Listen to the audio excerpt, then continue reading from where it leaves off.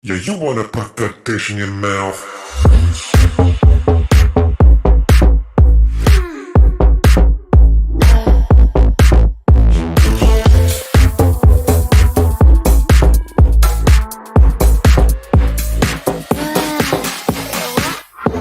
Wish you could slide into my mind and make me mine. Push play rewind. Let's whip outside, and so am I. Hey everyone, my name is Dylan B. Dickerson White. I'm Mr. Trans USA 2022. It's really hard to say that in 2023 now. Just getting me confused. But I'm here with our Miss Trans Georgia 2023, and I really would love to have her introduce herself to you. Joining us a little late in the period here, but getting a chance to be a part of this family and really wanting to know more about her and why she decided to jump in this year. So take it away. Well, hello everyone. Hello, hello. Nice to meet you. My name is Amore Rayon-Cano. I am 23-year-old pre-operative a transgender woman, born and raised in Atlanta, Georgia. So I'm thankful that I'm being able to represent my home state of Georgia in the Miss Trans USA 2023 pageant. A little bit about me. I'm 23 years old, born and raised in Atlanta. I come from a Hispanic background.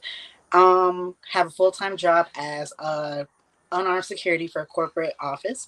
So yeah, that's just a little bit about me. Some things that I like to do on my spare time are, any creative artistic outlets such as fashion, music, drawing, painting, artistry. Just, I'm very self-expressive, and I just, I'm a jack of all trades, master of none. Thank you so much. And you know that it kind of two things that totally got me. My one of my drag daughters, she is trans as well, and she works as security, unarmed security. So it's a really interesting. I know it absolutely does that, but no, and it's really fun because she's relatively younger as well. And just I'm kind of with you, having to be a jack of all trades, and just like the desire to learn new skills, and really just try new things. And I think that kind of speaks to, you know, being a part of Trans USA this year. You said this, you're still relatively young. This is something new for you, and I just kind of wanted to get more on why you decided to really be a part of everything this year, because it's I think people need to know, especially people, because this is not a drag pageant, so we want to be pretty open because about that and explain why it's important. So honestly, it's actually very funny how I even found out about Miss Trans USA. It was literally, I had just pulled a late night shift at my job. I came home. I wasn't really sleepy. So I was like, me being me, I was like, let me just scroll around on Facebook, see what I come across, and until I fell asleep. And funny enough, the very first ad that I saw about Miss Trans USA was the one that you actually had posted about asking for, instead of like giving birthday money and gifts and stuff like that, you wanted to have people donate and sponsor to Miss Trans USA. So that really caught my attention, because I was like, oh wow, like this is something new. I've never heard of this before. So let me do my sleuthing and everything. So I went onto the Facebook page. I saw a little bit of what it was like. I saw how it's a national based system that is working towards showing the diversity and the authenticity of the transgender community. And that is actually 2 points that I stand for majorly. Like, they are my biggest inspiration, is authentic representation and just being, just celebrating diversity. I feel like, even within our own trans community, there is some situations where even some like an example that I personally have dealt with is internalized transphobia, where I've had a few women that are way ahead of the game, already have had their surgeries and have already are farther ahead of me, have like questioned my transgenderhood. And that's something that I feel like that we in the transgender community need to work on as well. I feel like that's a very big issue that we need to work on, because I feel like transgender women like myself, who are either pre-operation or who choose not to even get any type of operations done or any type of changes done to their body whatsoever, and are comfortable and confident being how they are. I feel like that doesn't make their transgenderhood any less valid than some has gotten their surgery. So that's honestly the biggest reason why I decided to, join this year and participate and see, that's what I want to represent. Even if, win or lose, I want to showcase that authentic representation, comes from within, and you don't need to, how I like to say, you don't need to fit into society's um negative standards of, of how a transgender individual is supposed to look, act, or, present themselves. So that's my biggest thing that I hope to be able to bring to Miss Trans USA this year. Thank you so much for that because that's just a really important thing right now for so many reasons. And I think we've all kind of been at that point, and for people to know that we've all started. We've all been at the very beginning, and how uncomfortable that was to face that scrutiny. And I think it's even worse now than when I started, and that was 15 years ago or so.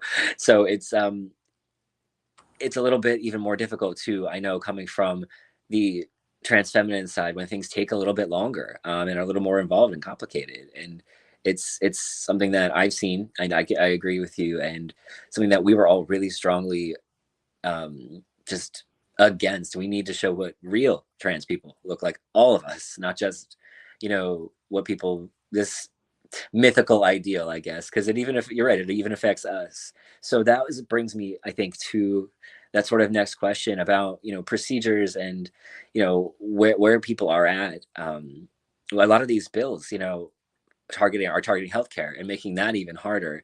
I know the South has been one of those areas that it's been much worse. So I wanted to ask what it's kind of like being trans in Georgia in some of these early stages, and how you see things playing out down there. So honestly, I would say in Georgia, the biggest thing is the legislative attacks on the transgender community and our transgender youth as well. At Georgia, I don't know if you've been informed or you've been, following with any of Georgia's legislative, but Georgia just recently, passed Senate Bill 140, which was to be able to prohibit health professionals to be able to provide transgender youth with any type of like gender affirming cares or HRT. So it has been a little bit of a bumpy side because, it has been a little bit of a bumpy road because, since the transgender community is getting attacked and targeted so easily, then all of our other LGBTQ, IA plus counterparts. So it's not all peaches are cream, but thankfully, for someone like myself who, is still in the beginning stages, it's not difficult. It's not crazy hard. Like you can still, thankfully access certain things, but it is still we still have a long way to go before we can really truly be inclusive and we can really truly, just be open and be honest and celebrate those diversities, honestly. Yeah, and I agree. Like, there are some things that are going well, for us, especially as adults. But when they're targeting the kids, they just don't want them to be us, and that's really hard. And I think maybe it'd be helpful for those families and kids out there who are having trouble accessing things and just feeling like lost in their, like, how hopeless. Honestly, do you have something you like to, like, send a shout out message to them? Maybe. Honestly, I would say to the families of transgender youth, I would say thank you so much for your time, for your dedication, and for loving your child unconditionally. Because I feel like as a parent, especially like me personally, speaking from my own personal experience, growing up, I had a brother, an older brother who was, gay. And at the time, growing up, me being so young, I was very influenced by that. And obviously, at the time, I didn't know what transgender meant. I didn't know the terminology of transgender, of, of sex changes and all that kind of stuff. I didn't know any of that. So obviously, back then, I would used to present as like a feminine gay boy, thinking that's what I was. But once I, got more into like my teenage years and I started surrounding myself with my community and finding my community and really realizing like no, like I'm not, no, I'm not no gay boy. Like no, I'm a woman because I never identified as a man. I never identified as, masculine. I always said it, she, her. I always told people I would like to be addressed as a woman.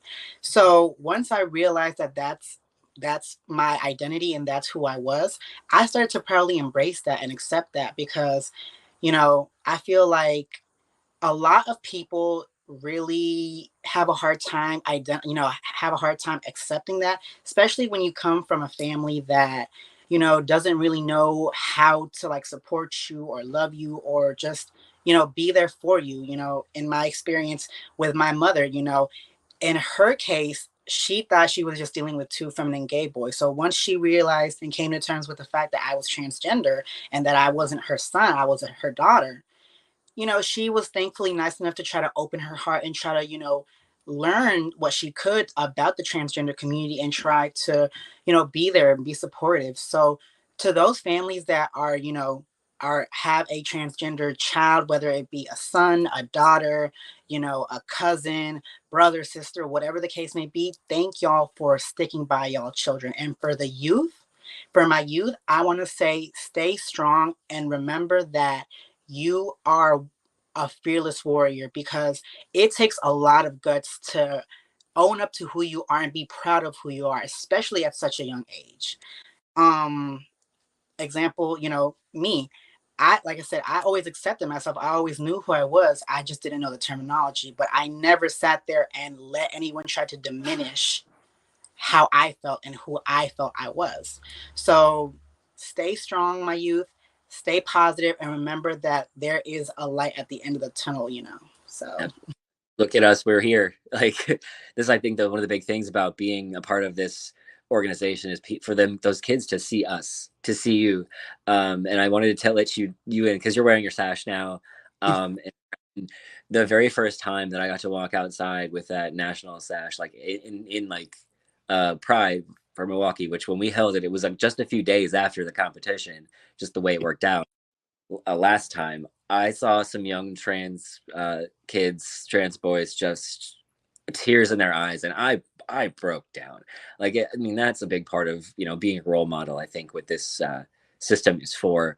So that brings me kind of to another question. Were there any role models though that when you, I mean, since this is still recently, are there any role models that you really look to in the trans community that have kind of helped shape your way or guided you through this? honestly, I would say the biggest inspiration, my biggest role model would be my best friend Aubrey Escalera. Even though I just recently met her like about a year ago, our friendship is still like fairly new. She has been a transgender sister of mine that I feel like I really inspires me because hearing her story and how everything she had to dealt with and everything she went through, it really inspired me because it showed me like, wow, like, you can come from nothing and still become something and make something of yourself in life you know so I would say she's definitely the biggest inspiration for me and to me. Like I said, she's like a big sister to me. She's always been there for me. I'm always there for her. So yeah, I would say she was definitely my biggest role model. And outside of her, I would just say all the transgender individuals past, present, and future that have fought and paved the way for girls like myself, for girls like, girls and, guys. All the transgender individuals, past, present, and future, thank y'all for being able to fight for our rights and showcasing that, that transgender is real. We're here, we're not going anywhere, and we're going to, keep striving forward. Oh my God, that's such a nice way to put that. Just a personal one, and to just really everyone who's kind of been building what we're able to have uh, right now. I can tell you, if I had a lot of the things, even with all this going on, if I had a lot of that kind of support, or people when I first started, because all we had was like a couple people on YouTube posting like 20-minute videos unedited, just of them rambling and talking about their experience. Which, I mean, going back, it's kind of crazy looking at. But I think it. I don't really know, and maybe it's TikTok, but like, what are the best ways you think like older trans folks in the community like me can older, reach out to people who are even younger? I'm not on TikTok much, so I don't. I can try. So honestly, I would say, it's just about just spreading, spreading awareness and spreading that visibility for our transgender community. Like I said, I thankfully have had the chance to, meet some more, some older, more mature transgender brothers and sisters here in Georgia myself. And they have really, been a huge inspiration and um, a huge chance for me to realize like, okay, like we are able to do it. We have to put in the work, we have to put in the dedication to showcase that. Someone like me personally, from my own personal experience, I usually have always hung around older individuals anyway, so for me it was kind of easy and kind of just like a second nature to be able to hold a conversation and be able to talk to older individuals and get to learn about their wisdom and their knowledge. And it's very funny, because me being so young, me being only 23, a lot of people sit there when they talk to me and they realize that I can, go back and forth and have intellectual conversations. They sit there and look at me with a face after I tell them my age. They look at me like, "Girl, you're that young?" I was like, "Yeah, how old do you think I was?" Some people have told me that, they thought I was like in my 30s, the way I'm so mature and the way I'm able to articulate and just express myself verbally as well. So I would say, I would say definitely get involved, reach out, and just let it be known, that there are older transgender individuals that have already done this, that have, been working towards and are still working towards, um, you know, being able to show that visibility and that activism and that advocacy for our transgender community. On point again. And we had this conversation a little bit back and forth before we even got on to let everybody know, just about how people kind of have that perception, and we hadn't spoken pretty really in face to face at all at this point, which is usually it's pretty atypical that we hadn't. But we Mhm. had been talking online, and I can definitely agree. I just have this kind of presence about you, this way you talk and engage, and I think that's just really exciting for people to get to see. And you talked a lot about visibility, and that's super important. It's obviously one of the big points of having a pageant. But what is like let's see, you should you win, in November, what does visibility from that point forward look like to you? Like, do you have an idea in mind? For me, if I was to, if I was to place and win the title of Miss Trans USA 2023, I would most definitely continue to showcase my visibility and my authentic representation for my transgender community by getting even more involved than what I already am. A little bit that I wrote, in my application. I started my journey into the fashion industry back in 2019 when I joined a modeling academy, and from there, things just got better and better. I've had the chance to walk various local runway shows. I've had the chance to do photo shoots for, for some campaigns, for some magazines. I've had the opportunity to work with, some trans, currently working with a trans-led um, a trans Afro owned uh, and led cosmetic company, Beauty by 10. So Yeah. shout out to them. Thank you for them. Thank you to them for taking me under their wing and helping guide me on a few other things that I do. Like I said, a little bit of advocacy and activism. I am, a part of the Out Georgia Business Alliance TGX 360 Advisory Committee, and that's something that's really a huge milestone because I remember, first hearing about Out Georgia Business Alliance, which previously used to be the Atlanta, Gay and Lesbian Chamber of Commerce. They changed the name, over to Out Georgia Business Alliance. So I remember back then they used to not be as inclusive. It would like be strictly focused on like, the gay and lesbian, but where was everyone else? So the fact that they have been, been really trying to work to open their doors to everyone and really be inclusive and really include the transgender community, I'm very happy to be a part of that and be able to not only help them reach an English speaking audience, but also filling in that language barrier to be able to reach a wider audience such as Spanish speaking monolingual audience as well. So yeah, I've been dabbling here and there, and I'm very excited and I'm very proud of it too. A lot of people, sometimes they sit there and tell me like, "Oh, girl, you're so full of yourself, this, that, and the third, da da da." But it's not that I'm full of myself. It's just a simple fact that being so young and being able to accomplish such big milestones like that, I feel like are an accomplishment in itself, because who can sit there and say, at such a young age, you were able to make ABCXYZ happen for your community and really showcase, and like, show up and show out and be that, that authentic representation for your community. You said such a good point. Like it's being able to do it now. Um,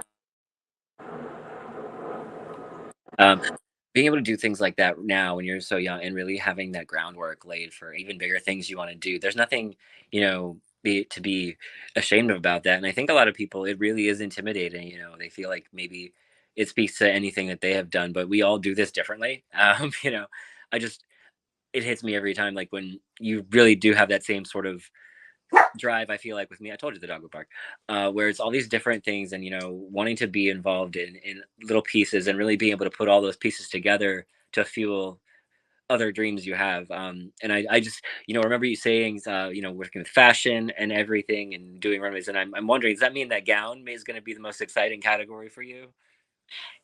It is.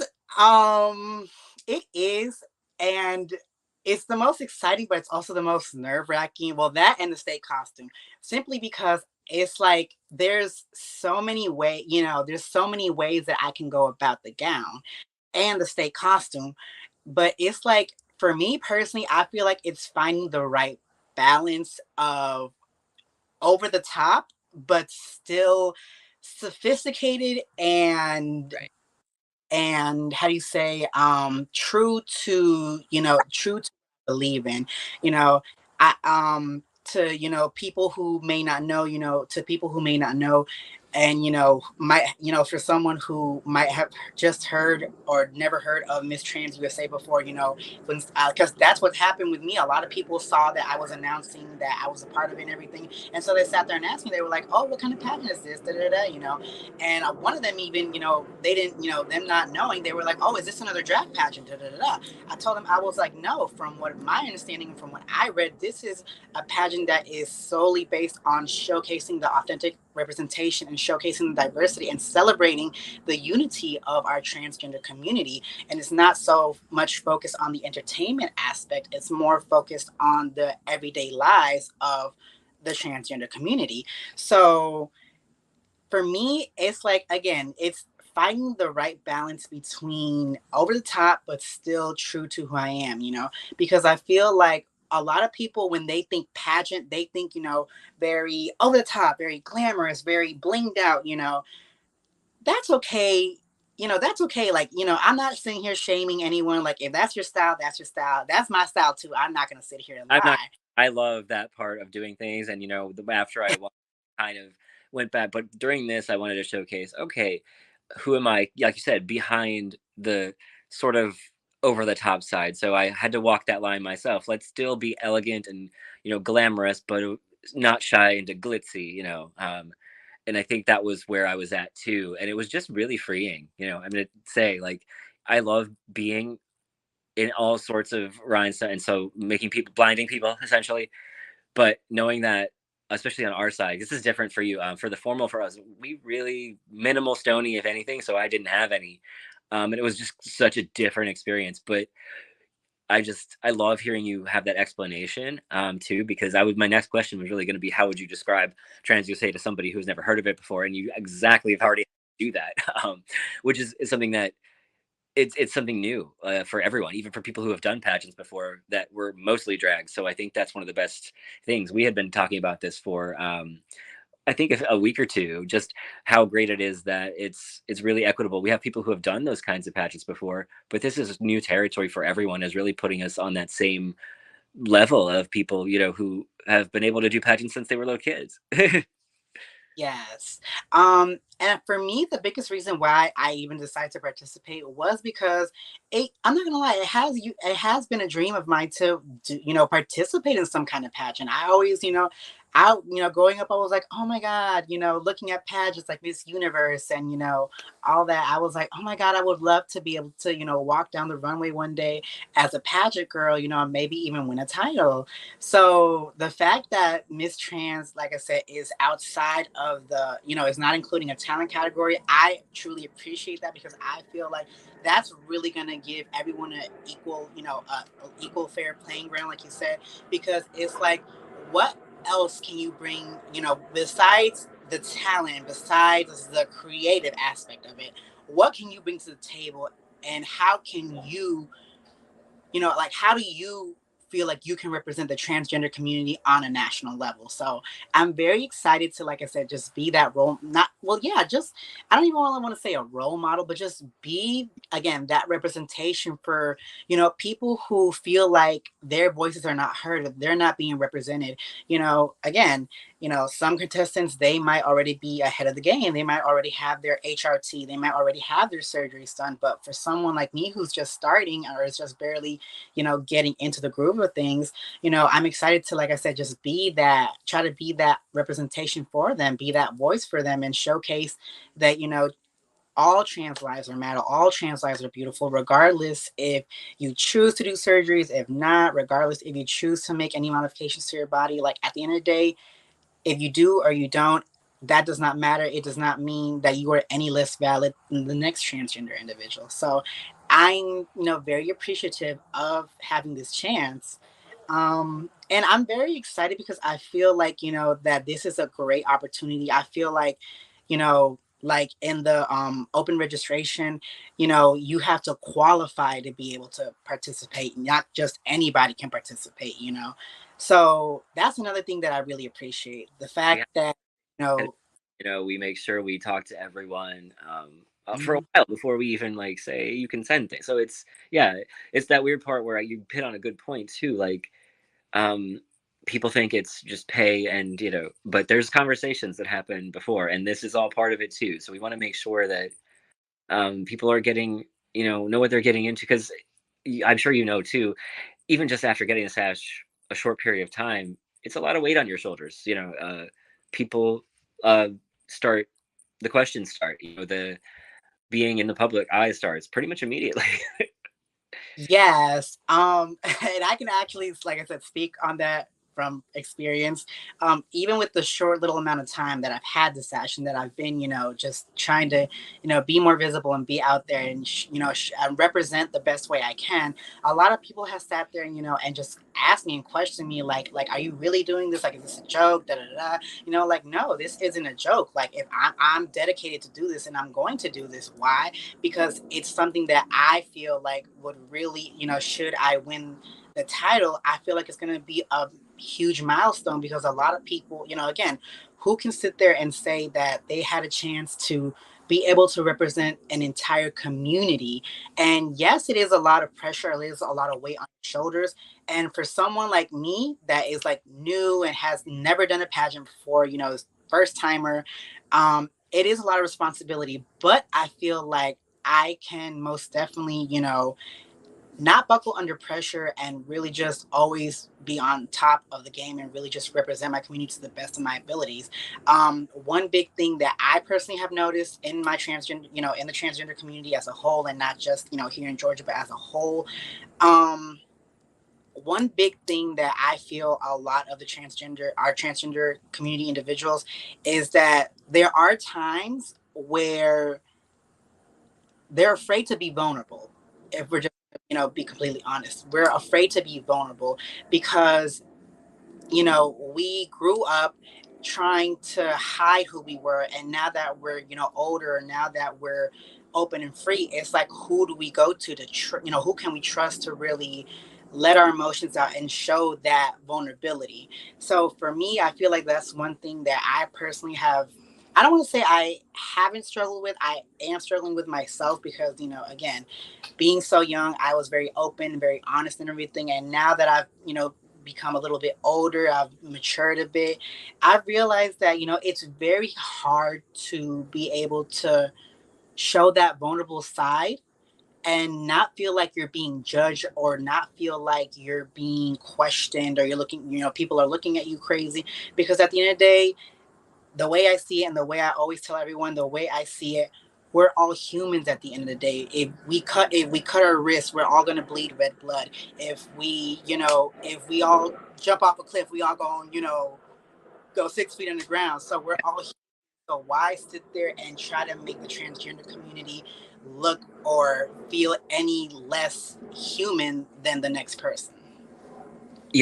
That's a really, yeah, and then we talked about in the beginning, um, how even within the community it can be sometimes hard to talk to some people and know who to trust, and just really that space of being vulnerable. And this is one of the things that I thought was so amazing about the competition: when you're around this many other people with pretty similar experiences, or even sometimes different, being able to talk to them and share those ideas, that was the thing that I loved about it. And as we wrap up, that's the last question I wanted to ask. So I'm sure you've watched a couple. We get to that one. Um, Obviously, you have your hands in so many things that are involved, but what is the one personal thing you want to take out of this experience? About 6 weeks from now. Personally, I would say the biggest thing that I would definitely like to take from this is just feeling like, we are really showcasing that diversity, again, being showcasing diversity, being authentic to ourselves and showing that together in unity, we are strong, we are powerful. Yeah, maybe one person can make a change or whatever, but if we do it together in unison as one, we can really make a change happen. So, me personally, you know, if I was to win, it would give me a national platform to be able to showcase and really bring more visibility to, situations such as, internalized transphobia or stuff like that. But it would also give me a chance to showcase the beauty of our transgender community, the vulnerable side, the chance to showcase that, even, people like myself who still have a long way to go and still have so much more to give, that all of my transgender community, we all are beautiful, we all are amazing, and not just, we're not a one size fits all type of deal. Like every person's story is valid, every person's story is amazing, and I just want to say, you know thank you to Miss Trans USA for giving us that platform and giving us that chance to showcase, win or lose, it's about the experience, and it's about, just again being visible and being that representation and being there is the biggest thing. Because I'm like, if you're not there and if you're not showcasing yourself, how do you expect for a change to happen? Yeah, you wanna put that dish in your mouth.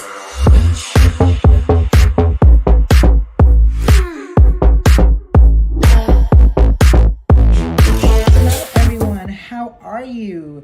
My name is Amore Rayon-Cano, and I am your Georgia qualified contestant to go up for the title of Miss Trans USA 2023.